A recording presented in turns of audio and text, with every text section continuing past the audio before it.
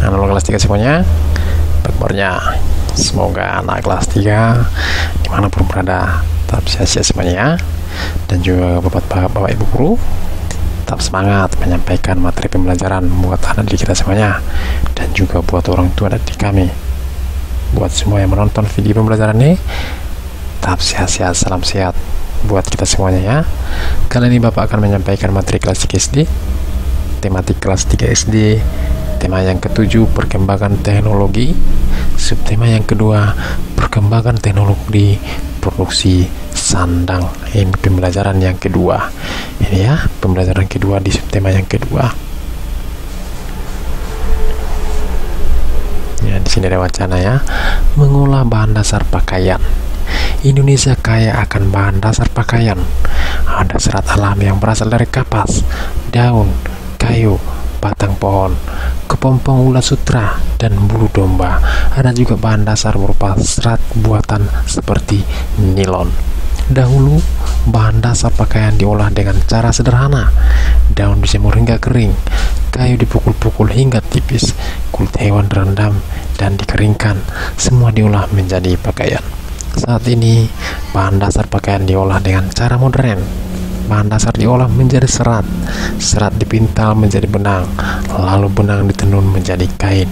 Semua itu dilakukan dengan mesin yang canggih. Cara mengolah kain menjadi pakaian juga semakin maju. Mulanya kain dijahit dengan tangan, kemudian kain dijahit dengan mesin jahit yang digerakkan kaki. Saat ini kain dijahit dengan mesin jahit modern. Pembuatan pakaian berkembang dengan cepat. Bahan dasar yang digunakan semakin banyak. Mesin-mesin yang mengolah bahan dasar juga bertambah canggih. Pakaian yang dihasilkan semakin beragam. Bersyukurlah kepada Tuhan karena kita memiliki pakaian ya. Apapun yang kita miliki, kita harus bersyukur selalu ya.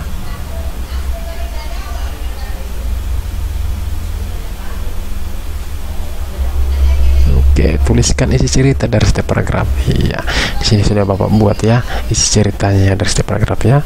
Perhatikan paragraf yang pertama. Indonesia kaya akan bahan dasar pakaian. Itu dia isi dari cerita paragraf yang pertama. Kita masuk paragraf yang kedua. Kira-kira apa isinya? Dahulu bahan dasar pakaian diolah dengan cara sederhana. Oke, kita masuk ke isi paragraf yang ketiga. Kira-kira paragraf 3 ada yang tahu? Iya, ini dia. Saat ini bahan dasar pakaian diolah dengan cara modern ya. Kita masuk paragraf keempat. Cara mengolah kain menjadi pakaian juga semakin maju. Itu dia isi ceritanya. Paragraf 5. Kira-kira apa? Pembuatan pakaian berkembang dengan cepat. Itu dia isi cerita dari setiap paragraf. Oke, Bapak akan lanjutkan untuk kita semuanya. Kita sudah mengetahui isi cerita dari teks yang kita baca. Informasi apa saja yang kamu dapatkan dari teks tersebut? Diskusikan dengan temanmu, lalu tuliskan hasil diskusimu dengan rapi. Di sini sudah Bapak buat ya. Nah, oke, perhatikan anak kelas 3 biar Bapak bacakan untuk kita semuanya. Indonesia kaya akan bahan dasar pakaian berupa serat alami dan serat buatan. Dahulu, bahan dasar pakaian diolah dengan cara sederhana. Saat ini, bahan dasar pakaian diolah menggunakan mesin yang canggih. Cara mengolah kain menjadi pakaian juga semakin maju. Mulanya, kain dijahit dengan tangan. Namun saat ini, kain dijahit dengan mesin jahit modern. Pembuatan pakaian berkembang dengan cepat dan pakaian yang dihasilkan semakin beragam. Itu dia isi cerita dari teks yang kita baca ya, anak kelas 3. Oke, kita akan lanjutkan lagi. Perhatikan gambar berikut ini ya. Oke, di sini ada bunga kapas. Di sini ada lagi memintal kapas. Lanjut lagi, setelah dipintal menjadi benang. Benang itu ditenun. Ini seorang ibu lagi menenunnya.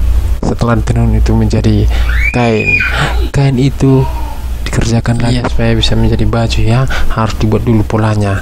Setelah dibuat polanya baru dijahit. Setelah dijahit baru nampaklah dia pakaian jadi. Ya, itu dia sih gambarnya. Oke, perhatikan ya. Tuliskan keberagaman pekerjaan yang kamu lihat. Iya, di sini ada pekerjaan, di sini ada tugas yang dilakukan ya. Perhatikan ya. Oke, pekerjaan pemintal kapas. Apalagi pekerjaannya, tugas yang dilakukan memintal serat kapas menjadi benang. Itu dia tugasnya. Kita lihat yang berikutnya, yang ketiga, pekerjaannya kira-kira apa? Penenun kain. Kira-kira apa tugas yang dilakukan? Menenun benang menjadi kain ya. Yang berikutnya, kira-kira apa pekerjaannya? Perancang busana. Apa tugas yang dilakukan? Ini dia tugas yang dilakukan, membuat rancangan baju. Oke, yang terakhir apa pekerjaannya? Penjahit. Kira-kira apa tugas yang dilakukan? Ini dia tugas dilakukan, membuat baju berdasarkan rancangan. Tidak ya? Kita dapat menemukan jenis pekerjaan lain. Tuliskan pada sedikitnya 5 keberagaman pekerjaan. Iya, kira-kira apa pekerjaan itu? Kita lihat. Yang pertama itu dokter, yang kedua nelayan, yang ketiga tukang parkir, yang keempat tukang cukur, yang kelima montir. Oke, kita masuk yang pertama, dokter. Kira-kira apa tugas yang dilakukan? Ini dia tugas yang dilakukan ya, memberikan pelayanan kesehatan. Itu dia tugas yang dilakukan dokter. Kita masuk ke nelayan. Apa tugas yang dilakukan? Ya, menangkap ikan di laut. Itu ya tugas yang nelayan. Kalau tukang parkir, kira-kira apa tukang parkir? Ini dia, memarkir kendaraan dan sepeda motor. Itu dia tugas yang dilakukan. Tukang cukur, apa kerjaan tukang cukur? Tugasnya memotong rambut. Kalau montir, ada yang tahu? Iya, ini dia montirnya, memperbaiki kendaraan yang rusak. Itu dia tugasnya masing-masing ya.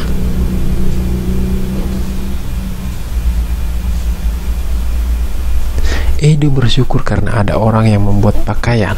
Ia juga bersyukur karena orang tuanya membelikan pakaian untuknya. Salah satunya adalah baju renang. Edo menggunakan baju itu saat berenang. Edo sedang belajar meluncur di dalam air. Apa yang kamu ketahui tentang gerakan meluncur? Meluncur adalah posisi dengan tubuh berada di atas permukaan air. Saat meluncur, tubuh bergerak lurus ke depan. Gerakan dasar meluncur berguna untuk melatih keseimbangan tubuh di air. Selain itu, meluncur adalah syarat untuk dapat berenang dengan baik ya. Kalau anak laki-laki anak kelas 3 pasti suka dengan berenang ya. Oke, Bapak akan lanjutkan lagi.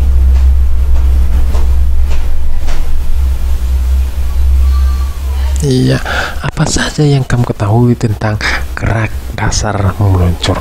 Ada yang tahu anak kelas 3? Iya, di sini sudah buat ya. Perhatikan yang pertama ya.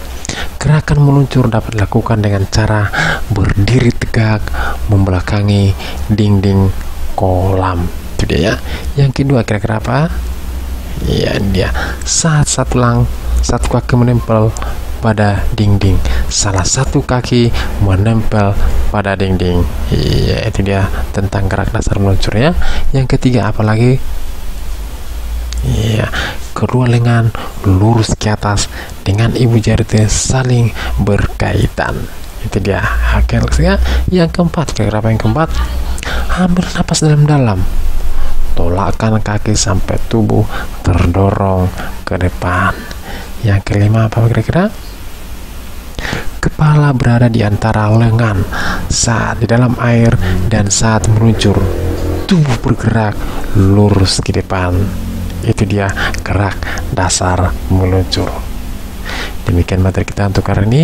Semoga bermanfaat untuk kita semuanya. Sekian dan terima kasih.